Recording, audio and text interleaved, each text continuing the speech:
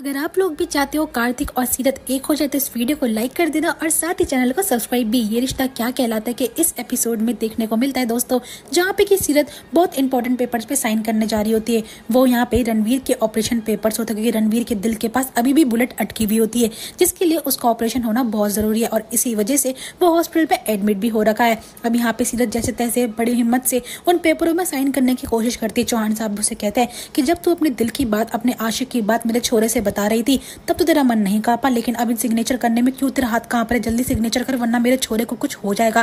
बेचारी सीरत जो होती है सिग्नेचर कर ही देती है। अब यहाँ पे ऑपरेशन भी शुरू होता है। वहीं दूसरी ओर जब सीरत रो रही होती है तभी वो देखते कार्तिक सामने से आ रहा है, तब उसका रोना और भी ज्यादा तेज होता है। जहाँ पे कि कार्तिक उससे कहता है कि अगर मुझे रोते हुए ये बात नहीं बताती तो मुझे तो पता ही नहीं चलता कि तुम मुझसे इतनी बड़ी बात छुपा रही हो। वैसे कहने के लिए तो तुम मेरी बेस्ट फ्रेंड हो और इतना बड़ा राज तुमने मुझसे छुपाया। सीरत को यहाँ पे ये लगता है शायद मावड़ी ने कार्तिक को बता दिया है कि वो उससे प्यार करती है, लेकिन सच बात ये नहीं बल्कि कुछ और थी। कार्तिक कहता है कि अगर मैं तुम्हारा वर्ड माई लक की वजह से वो मैसेज नहीं पढ़ता फेसबुक पे पोस्ट वाला, तो मैं यहाँ पे ना ही रणवीर की हेल्प करने के लिए पहुंच पाता और ना ही इंजेक्शन टाइम पे दे पाता। सीरत समझ जाते कि उसकी हेल्प करने वाला फरिश्ता और कोई नहीं बल्कि कार्तिक गोइंका ही होता है। अब यहाँ पे वो अपनी दोस्त को सहारा दे रहा होता है, तभी यहाँ पे चौहान साहब आता है और कहता है कि वाह सीरत, तेरे को अभी भी चैन नहीं है, मेरी बेटी की जान लेने के बाद भी यहाँ पे इश्क लड़ा रही है अपने आशिक के साथ। लेकिन यहाँ कार्तिक कहता है चौहान साहब आप क्या बकवास कर रहे हो, आपको एक बात समझ नहीं आती है।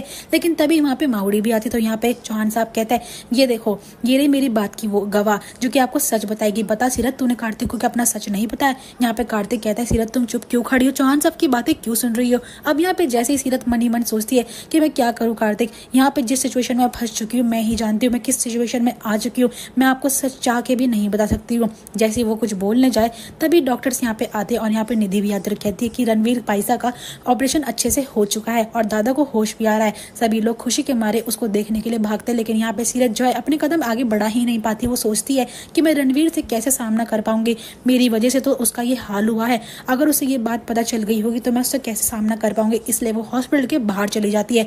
बाहर जाके वो यही सोचती है कि आज रणवीर की जो हालत है वो मेरी वजह से है, मैं उसका सामना भी नहीं कर पाऊंगी और मैं अगर उससे मिली नहीं तो बेचारे को बुरा लगेगा। कार्तिक भी उसे खोजता हुआ बाहर की तरफ आता है और वो सोचता है कि आखिरकार सीरत को हुआ क्या है। वो रणवीर के बारे में जानने के बावजूद भी उससे एक बार मिलने के लिए नहीं और सहमी सहमी सी रो रही है यहाँ पे। अब जैसे सीरत से वो बोलता है कि रणवीर तुम्हें पूछ रहा है, सीरत कार्तिक के जवाब का बिना दिए वहां से भाग जाती है और यहाँ पे वो रणवीर के रूम के बाहर पहुंचती जहाँ वो पहले चौहान साहब को देखती जो कि उसे गुस्से से घूर रहे होते हैं। तभी वो हिम्मत करती है रणवीर के रूम में जाने की और चली भी जाती है, जहाँ पे कि रणवीर जो है अभी भी बेहोशी की हालत में होता है। जैसे ही सीरत की आहट सुनता है रणवीर भी होश में आता और सीरत से कहता है कि सीरत तुम मुझसे कुछ कहने वाली थी ना अपने मन की बात, तुमने जो बातें बोली थी वो मैं आधी नहीं सुन पाया था। सीरत यहाँ पे हैरान हो जाती है कि आखिरकार रणवीर को वो बात सच पता भी है या फिर नहीं पता। यहाँ पे रणवीर कहता है कि मैंने ये सुना था कि तुम मुझसे प्यार करती है, गाँव वाले हमारे प्यार की मिसाल दिया करते थे, हमारी पसंद नापसंद एक जैसी है, जो कि सीरत भी फ्लैशबैक में याद कर रही होती है। वहीं बाहर दूसरी ओर दिखाया जाता है जहाँ पे कार्तिक अम्मा से बोलता है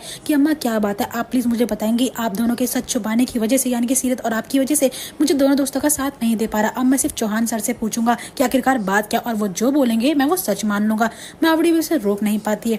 जैसे वो चौहान साहब के पास ज्यादा उनसे पूछता है कि आप मुझे बताइए कि उस रात का सच क्या है जिसकी वजह से इतनी टेंशन भरी प्रॉब्लम चल रही है। और यहाँ पे चौहान साहब कहते हैं कि देख कार्तिक मैं तुझे बताता हूँ। इतने में डॉक्टर्स आते और कहते हैं कि आपका बेटा इस टाइम पे खतरे से बाहर है, आप उन्हें कुछ दिन में डिस्चार्ज लेके घर में लेके जा सकते हैं, लेकिन अगर रणवीर को किसी भी तरीके का तनाव वगैरह हुआ तो हम उसको नहीं बचा पाएंगे, उसकी फिर से कंडीशन खराब हो सकती है। इसी वजह से चौहान साहब जो है यहाँ पे चुप हो जाते हैं और कार्तिक भी शांत हो जाता है।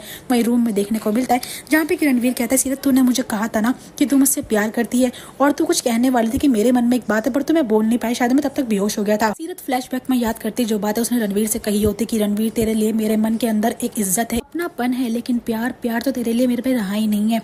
न जाने कब ऐसा हुआ कि मेरे दिल में तेरे अलावा कार्तिक के लिए फीलिंग्स आ चुकी है और वही मैं तुझे बताना चाहती हूँ। और वो चौहान साहब की बातें भी याद करती है, किस तरीके से वो धमकाता है कि एक अच्छी बीवी बनने की तेरे से उम्मीद मुझे ना है, लेकिन हो सके तो मेरे बेटे को संभाल लियो। तभी यहाँ पे सीरत भी चुप होती है और वो सोचती है कि मैं किस तरीके से आखिरकार रणवीर को सच बताऊं। रणवीर जो है सीरत को अपने पास बिठाकर कहता है कि बता सीरत आखिर क्या बात है, मैं तेरी बात सुनने के लिए अब रेडी हूँ। उस समय मैं बेहोश हो गया था, मुझे पता ही नहीं चला कि कब मेरी आंख यहाँ हॉस्पिटल में खुली है।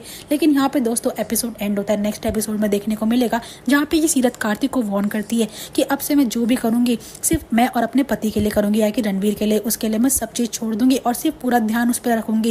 लेकिन यहाँ पे कार्तिक कहता है सीरत तुम्हें मैं कौन सा मना कर रहा हूँ कि तुम रणवीर से दूर हो जाओ, मेरी वजह से तुम दूर हो जाओगी क्या उससे। लेकिन सीरत कहती है कि मैं उससे दूर कभी होंगी भी नहीं और ना होना चाहती हूँ, इसलिए मैं आज के बाद आपसे कभी बात नहीं करूंगी। दोस्तों आपको क्या लगता है कि यहाँ पे सीरत कार्तिक से सच में दूर हो चुकी है या फिर कहानी में नया ट्विस्ट एंड टर्न है? वो देखने के लिए आपको चैनल को सब्सक्राइब करना पड़ेगा और वीडियो अच्छी लगी तो वीडियो को लाइक भी करेगा। साथ ही कमेंट सेक्शन में अपनी राय देना मत भूलिएगा। मिलते हैं नेक्स्ट वीडियो के साथ।